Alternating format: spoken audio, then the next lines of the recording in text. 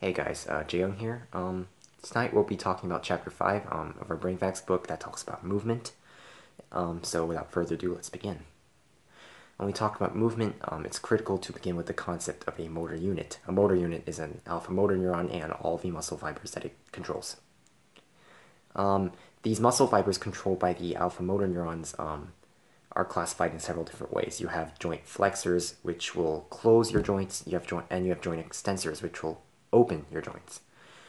These muscles can also be classified as agonists or antagonists. Agonists being muscles that will help the joint move in an intended direction, antagonists being muscles that will oppose that movement. So all these muscle fibers are controlled by alpha motor neurons. An alpha motor neuron and all the muscle fibers it controls is a motor unit. These motor units can vary in size. They can range from a couple of muscle fibers to over 100. But the point is that a motor unit is always an alpha motor neuron and all the muscle fibers that it controls. And obviously in these motor units, the alpha motor neurons are important. If the motor neurons die, that's when you get conditions such as ALS or amyotrophic lateral sclerosis, when the person is no longer able to move. So now let's get into a talk of involuntary movements. So reflexes, the simplest and most fundamental movements that we have are involuntary. They're fixed automatic responses to stimuli, and these are really important to discuss in the context of movement. So I want to talk about three different reflexes.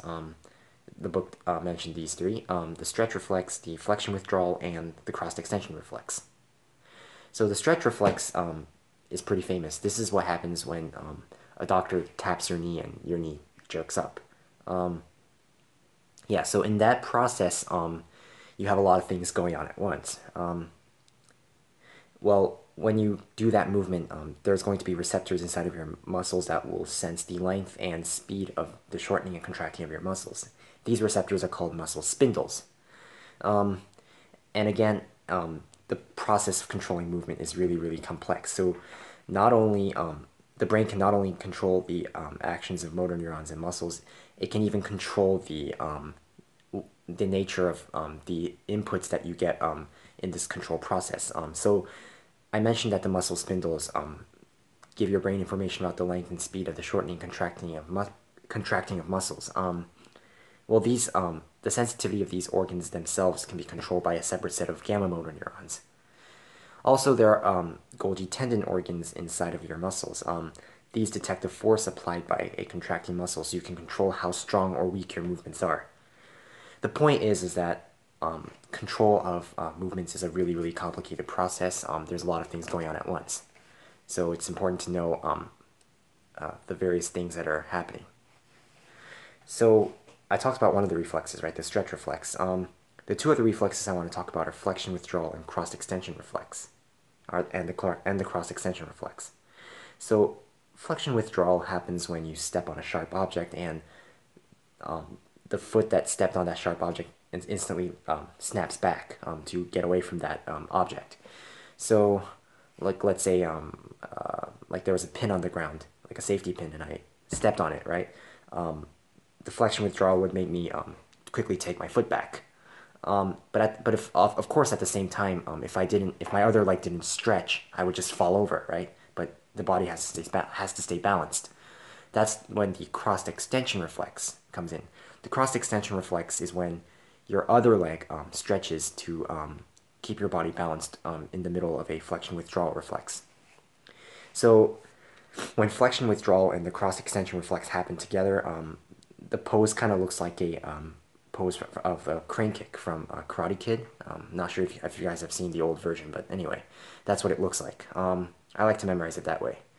So again, the three reflexes that you have to know: the stretch reflex, when the doctor taps your knee with a hammer and your knee shoots up; the flexion withdrawal reflex, when your foot snaps back after it steps on a sharp object; and the cross extension reflex, when the other foot in the middle of a flexion withdrawal reflex stretches to keep your body balanced. So the last thing I want to leave you with, again, is the message that movement is really, really complex.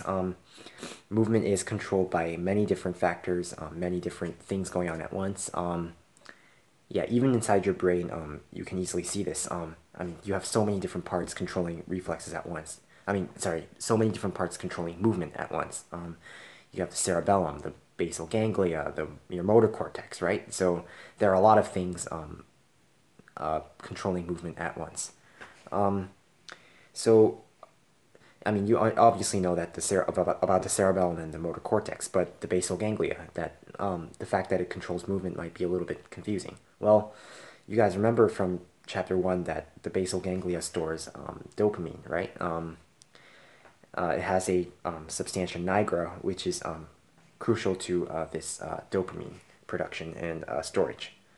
So these parts, are crucial to the control of movement because dopamine is critical to fine tuning and having complex movements.